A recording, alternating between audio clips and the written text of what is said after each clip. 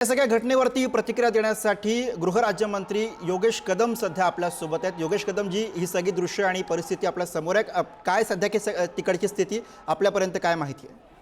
हे सध्या पोलीस प्रशासनाला संपूर्ण सिच्युएशन कंट्रोलमध्ये आणण्यासाठी प्रयत्न करा असेच आम्ही सूचना केलेल्या आहेत। आणि मुख्यतः मी पुढारी चॅनलच्या माध्यमातून तमाम जनतेला आवाहन करेन की आपण शांतता बाळगावी। आज रमजान महिना देखील चालू आहे। 2 दिवसापूर्वी होळीचा सण देखील संपूर्ण महाराष्ट्रामध्ये अतिशय उत्साहामध्ये पार पडला, कुठेही गालबोट लागला नाही। आणि अशा वेळेस नागपूरमध्ये देखील आजपर्यंत अशा पद्धतीच्या घटना कधीच घडल्या नव्हत्या। तर नक्कीच हे का घडलं, कशामुळे घडलं याची चौकशी नंतर होईलच। परंतु आता मात्र जनतेला माननीय मुख्यमंत्री महोदय आणि उपमुख्यमंत्री महोदय शिंदे साहेबांनी देखील शांततेचं आवाहन केलेलं आहे। तेच आवाहन मी आपल्या पुढारी चॅनलच्या माध्यमातून जनतेला करेन। पोलिसांना आपण सहकार्य करावं आणि मुळात कुठलाही अफवांवरती विश्वास ठेवू नका, ही देखील विनंती मी आपल्या माध्यमातून तमाम जनतेला करेन। योगेशजी, त्या ठिकाणी आता सध्या जी दृश्य आपण प्रेक्षकांना दाखवतोय ती दृश्य पाहता परिस्थिती आव्हानात्मक आहे, पोलिसांसाठी सुद्धा, सगळ्या आपल्या जवानांसाठी सुद्धा।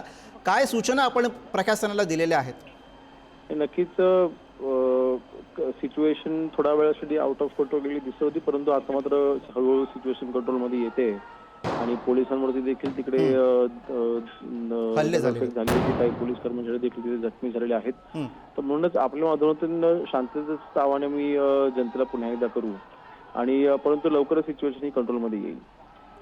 योगेशजी, त्या आणखी एक मुद्दा आहे जो अर्थातच सगळ्या विरोधकांच्या प्रतिक्रियांमधनं येतोय की सकाळपासूनच या ठिकाणी जेव्हापासून हे आंदोलन इथे होत होतं तेव्हापासून अंदाज साधारणपणे पोलिसांना आला असेल, मग तशा पद्धतीनं तजवीज, तशा पद्धतीने व्यवस्था का उभी केली गेली नाही, हा एक आक्षेप घेतला जातो। आपली प्रतिक्रिया?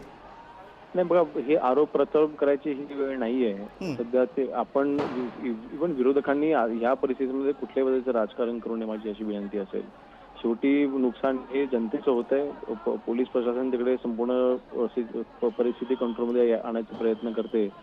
कशामुळे घडलं, का घडलं ह्याच्यावर आपण नंतर चर्चा करू शकतो। सध्या तिथे जनतेला आवाहन करून आपण शांतता प्रस्थापित करणं ही मला आपल्या सगळ्यांची एकत्र म्हणून जबाबदारी असली पाहिजे। धन्यवाद।